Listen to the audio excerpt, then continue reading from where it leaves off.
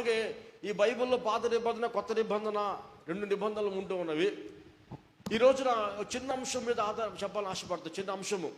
చిన్న అంశం ఏంటంటే, ఎవరు గొప్ప సేవకుడు? ఎవరు గొప్ప సేవకుడు? సహజంగా ఎవరు గొప్ప, మీరు గొప్ప సేవకులా అని అడిగితే చిన్న చిన్న సంఘాలు గల సేవకులు అంటారు కదా, మేము గొప్ప సేవకులు కాదండి. టీవీలో వాక్యం చెప్పేవాళ్ళు, అయితే ఫేస్బుక్లో వాక్యం చెప్పేవాళ్ళు, లేకపోతే అనేక మాధ్యమాల ద్వారా ప్రజలకు బాగా కనబడి మంచి సంగీతము, మంచి బట్టలు వేసుకొని మరి కార్లలో తిరుగుతూ పెద్ద పెద్ద సంఘాలు కట్టుకొని వేల మంది, వందల మంది సంఘాలు గల విశ్వాసుల సంఘాలు గల సేవకులే గొప్ప సేవకులు. మేము గొప్ప సేవకులు కాదన్న ఆత్మ న్యూనతా భావం చాలామంది రోజున కనిపిస్తూ ఉన్నది. మనకు మనమే గొప్ప సేవకులు కాదని మనము అనుకుంటా ఉంటాం. జాగ్రత్త పడాలి. ఇది అర్థం అవడానికి ఒకసారి పాత నిబంధన 39 పుస్తకాల యొక్క విభజన మనం గమనిస్తే, మొదటి 5 పుస్తకాలు ఏమంటామంటే పంచకాండములు. ఓటీ సర్వేలో, పాత నిబంధన అవలోకనంలో మనం గమనిస్తే ఈ మొదటి 5 కాండాలను పంచకాండాలు అంటాం, పక్కన పెడదాం. తర్వాత 12 పుస్తకాలు ఉన్నవి. 12 పుస్తకాలు యెహోషువ నుంచి ఎస్తేరు వరకు గమనిస్తే చారిత్రక గ్రంథాలు, హిస్టారికల్ బుక్స్. పెంటెట్యూక్ హిస్టారికల్ బుక్స్, చారిత్రక గ్రంథాలుగా వాటికి పేరు ఉంటూ ఉన్నది. చరిత్ర, ఇశ్రాయేలు చరిత్ర బాగా మనము రాజుల గురించి, విజయ రాజులు, దావీదు, సౌలు, సొలొమోను, అలాగా రాజ్య విభజన, ఇవన్నీ కూడా ఆ యొక్క పుస్తకాలు మనకు కనబడతా ఉన్నాయి. చారిత్రక గ్రంథాలు. తర్వాత కావ్య గ్రంథాలు 5 కావ్య గ్రంథాలు. యోబు, కీర్తనలు, సామెతలు, ప్రసంగి, పరమగీతాలు కావ్య గ్రంథాలుగా చూస్తా ఉన్నాం, పొయిటికల్ బుక్స్. ఆ తర్వాత 17 పుస్తకాలు ఉన్నవి. ఆఖరి 17 పుస్తకాలు. ఈ 17 పుస్తకాలను ఏమంటామంటే ప్రవక్తల గ్రంథాలు అంటాం. ప్రవక్తల గ్రంథాలు, ప్రొఫెటికల్ బుక్స్. ఈ 17 ప్రవక్తల పుస్తకాలను మళ్ళా సబ్ డివిజన్ అనమాట. మళ్ళీ దాన్ని విభజించేవారంటే ఇంగ్లీష్లో major prophetical books, minor prophetical books అంటాం. మేజర్ అండ్ మైనర్ అనే పదాలు వాడబడ్డాయి. Major prophetical books, minor prophetical books అని 2 పేర్లు అక్కడ ఇవ్వబడ్డాయి. అయితే ఇక్కడ గమనిస్తే ఈ major prophetical books, minor prophetical books తెలుగులోకి తర్జుమా చేసేటప్పుడు కొన్నిసార్లు మనం పొరపాటు చేస్తాం. ఆ పొరపాటు ఏంటంటే, సహజంగా మేజర్ ప్రొఫెటికల్ బుక్స్ అంటే మనం చెప్పేది ఏంటంటే పెద్ద ప్రవక్తల గ్రంథాలు అంటాం. మైనర్ ప్రొఫెటికల్ బుక్స్ అనగానే మనం మనసులో వచ్చే మాట చిన్న ప్రవక్తల గ్రంథాలు అంటాం. చిన్న ప్రవక్తల గ్రంథాలు. పెద్ద ప్రవక్తల గ్రంథాలు 5 అయితే చిన్న ప్రవక్తల గ్రంథాలు 12 అని మనము చెప్పుకుంటూ ఉంటాం. 5-12 రైటే. కానీ అయితే మనం ఇచ్చిన టైటిల్ అంశం ఏంటంటే పెద్ద ప్రవక్తల గ్రంథాలు, చిన్న ప్రవక్తల గ్రంథాలు అనేవి. ఆ మాట ఎంతవరకు అక్కడ సమంజసము అంటే ప్రవక్త అంటే దేవుడికి మానవుడికి మధ్యవర్తిగా ఉంటాడు. మధ్యవర్తిగా ఉండి దేవుడి నోటి బోరగా వాడబడతాము. దేవుడు స్పోక్స్ మ్యాన్గా, దేవుడి నోటిగా అతను లోకంలో వాడబడతా ఉంటాడు. దేవుడి మాటను ఉన్నట్టుగా మనుషులకు చెప్పాలి. అది ప్రవక్త పని.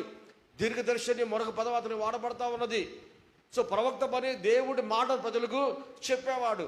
యాజకుడు అంటే దేవుడికి మానవుడు మధ్యవర్తిగా ఉండి ప్రజల బాధలు, ప్రజల సమస్యలు, ప్రజల యొక్క ఇబ్బందులు ఇవన్నీ కూడా దేవుడి దగ్గర మొరపెట్టేవాడు యాజకుడు. సో ప్రజల ప్రతినిధి యాజకుడు అయితే దేవుడి ప్రతినిధి ప్రవక్త అని మనం చెప్పుకుంటా ఉన్నాం.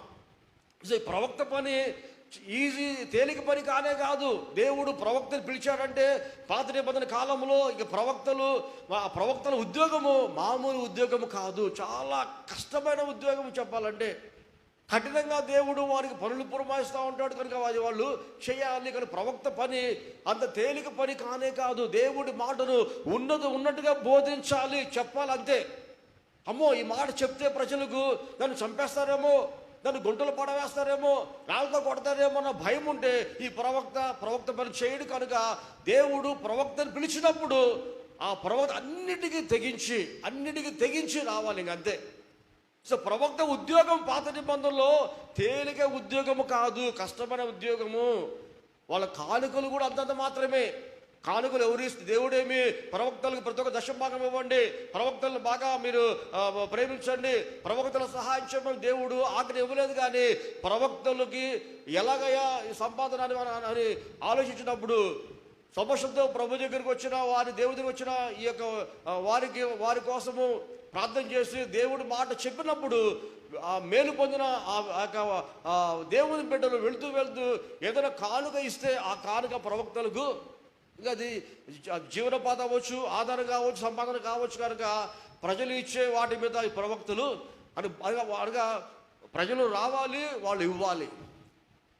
అయినప్పటికీ ఎంత కరువు ఉన్నా కొన్నిసార్లు బైబిల్ గ్రంథాల్లో ప్రవక్తలకు మాత్రము సమృద్ధిని ఆహారం దేవుడిచ్చిన ఉదాహరణలు బైబిల్లో మనము చాలా మనము చూడగలం. వారికంటూ ఒక స్థిరమైన సంపాదన లేకపోయినప్పటికీ కూడా దేవుడి పోషణ చాలా గంభీరంగా ఉన్నతంగా ఉంది. కనుక దేవుడి మార్గాలు చేస్తున్న ప్రవక్తలకు ఏ రోజు కొదువ లోటు లేమి లేకుండా దేవుడు సమృద్ధి గల దీవెనలు దేవుడు వారికి ఇచ్చిన వాడిగా ఉన్నాడు.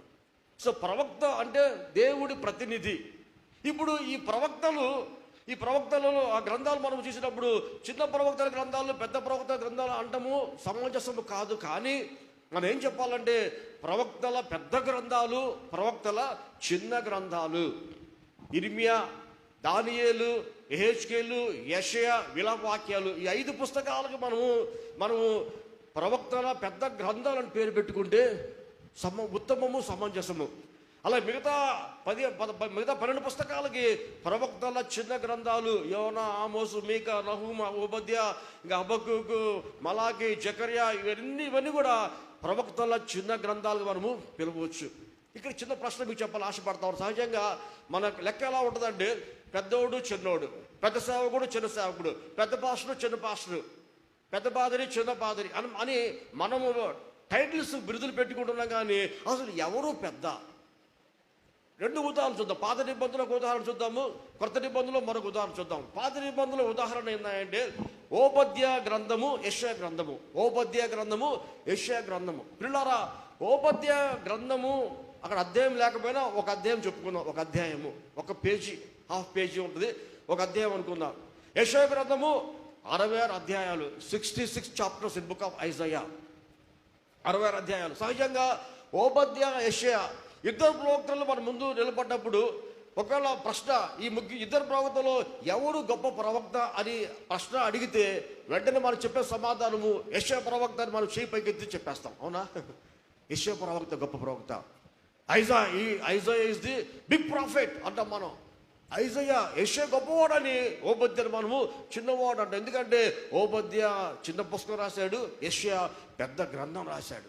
అంటే మన యొక్క లెక్క, మన బేరీజు వాళ్ళు రాసిన పుస్తకాలను బట్టి పెద్దోడు, చిన్నోడు అని మనం పేర్లు పెట్టేస్తున్నాం. ఓబద్యా ప్రవక్త, యెషయా ప్రవక్త, ఇద్దరు ప్రవక్తలే. కానీ నీ కంటికి యెషయా పెద్ద ప్రవక్త, ఓబద్యా చిన్న ప్రవక్త. యోనా చిన్న ప్రవక్త, దానియేలు పెద్ద ప్రవక్త, యెహెజ్కేలు పెద్ద ప్రవక్త, మలాకి చిన్న ప్రవక్త. ఈ రీతిగా ఆ యొక్క కాంటెంట్ ఆఫ్ ద బుక్, పుస్తక పరిమాణం మీద ఆధారపడి మనము పెద్దోడా, చిన్నోడని మనము లెక్కిస్తూ ఉన్నాం. అలా వారిని మనము వేరు చేసి పెద్దగా చిన్నగా మనం చెప్పుకోవడము పప్పులో మనము కాలు వేసినట్టే. దేవుడు మన దృష్టిలో ఇతను పెద్దోడు, గొప్పవాడు కావచ్చు, కానీ దేవుడి దృష్టిలో, from the God's point of view, దేవుని కోణంలో, దేవుని దృష్టిలో ఇద్దరు సమానమే. ఓబద్యా, యెషయా ఇద్దరు కూడా సమానంగా దేవుడి ప్రవక్తల పనిలో వాళ్ళు వాడబడిన వాళ్ళు. వారిద్దరిలో ఒకరు గొప్పోడు, ఒకడు పేద, ఒకడు చిన్నవాడు అన్నది భేదము లేదు. ఇద్దరు దేవుడి దృష్టిలో ఇద్దరు గొప్ప ప్రవక్తలే.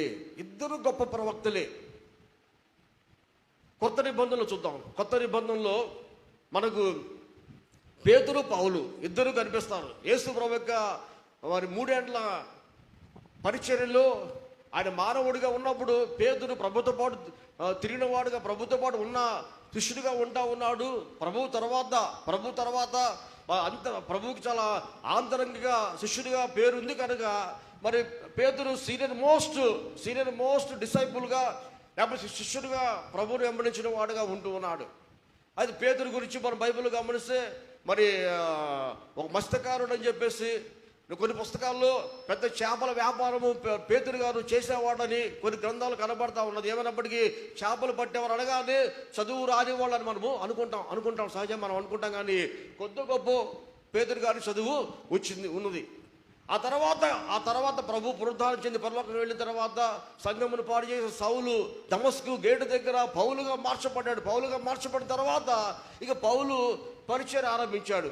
ఇది పేతురు యూదులకు అపొస్తలుడుగా, పౌలు గారు అనులకు అపొస్తలుగా పిలువబడ్డాడు. వాళ్ళు పనిచేస్తూ ఉన్నారు.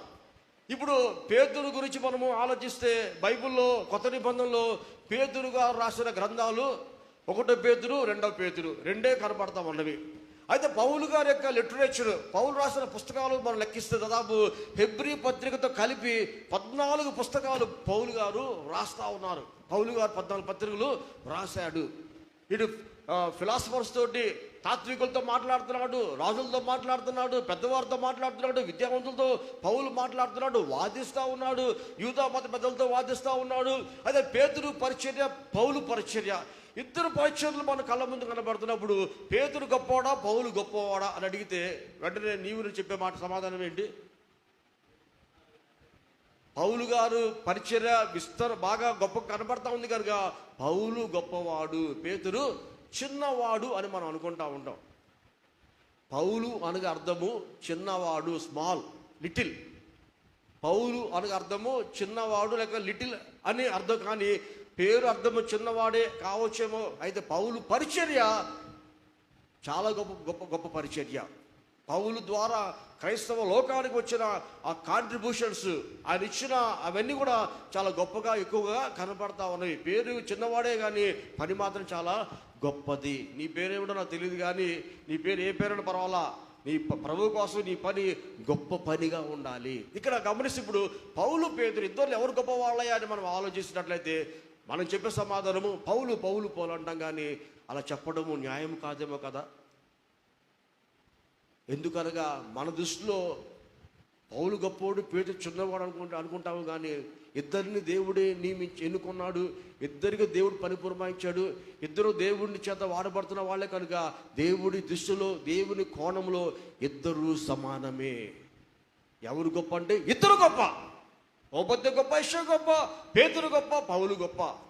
అందరూ గొప్ప సేవకులు, అందరూ గొప్ప నాయకులే, అందరూ గొప్ప బోధకులే, అందరూ గొప్ప ప్రవక్తలే, అందరూ గొప్ప పాస్టర్సే. నీకు 10 మంది ఉండొచ్చు. ఆ 10 మందికి నువ్వు కాపరి కనుక నువ్వు గొప్ప కాపరివి. ఆ పాస్టర్కి 100 మంది ఉండొచ్చు, ఈ పాస్టర్కి 1000 మంది ఉండొచ్చు. ఆ 100 మంది పాస్టర్ 100 మంది గొప్పోడు, 1000 మంది పాస్టర్ 1000 మంది గొప్పోడే. కనుక 10 మంది నీకు ఉన్నారని, 20 మంది నీకు ఉన్నారని వాళ్ళతో పోల్చుకొని అయ్యో నువ్వు గొప్ప సేవకుడి కాదు అని నువ్వు ఎందుకు చింతిస్తూ ఉన్నావు? ఓ సేవకుడా, 10 మందికే నీ 10 మందిని సంఘంలో ఉండొచ్చు. కానీ నువ్వు ఆ 10 మందికి గొప్ప పాస్టర్ గారివి, గొప్ప సేవకుడివి. నిరాశ పడవలసిన అవసరం లేదు. దేవుడి దృష్టిలో 1000 మంది సేవకుడికి అంత ఎలా గొప్పోడో నీవు దేవుడికి అంత గొప్ప సేవకుడు కనిపిస్తున్నావు అన్నది నువ్వు మర్చిపోవద్దు. మన పరిమాణములలో చెప్పాలంటే మన పరిమాణములలో మనము దేవుడి దృష్టిలో మనము గొప్ప సేవకులమే. ఆయన మనల్ని వాడుకునే వాడిగా ఉన్నాడు కనుక మన పనిని చూసి గొప్ప చిన్న అని మనం భేదం చూపిస్తాం. కానీ దేవుడి పిలుపు మనకు ఉన్నప్పుడు, ఆయన పిలుపు మేర మనం పనిచేస్తున్నప్పుడు ఆయన దృష్టిలో మనము కూడా గొప్పవాళ్ళమే. దేవుడి పనిని, దేవుడి మార్గంలో ఎవరు చేస్తున్నా వాళ్ళు గొప్ప సేవకులు అని మనము చెప్పుకోవచ్చు. కనుక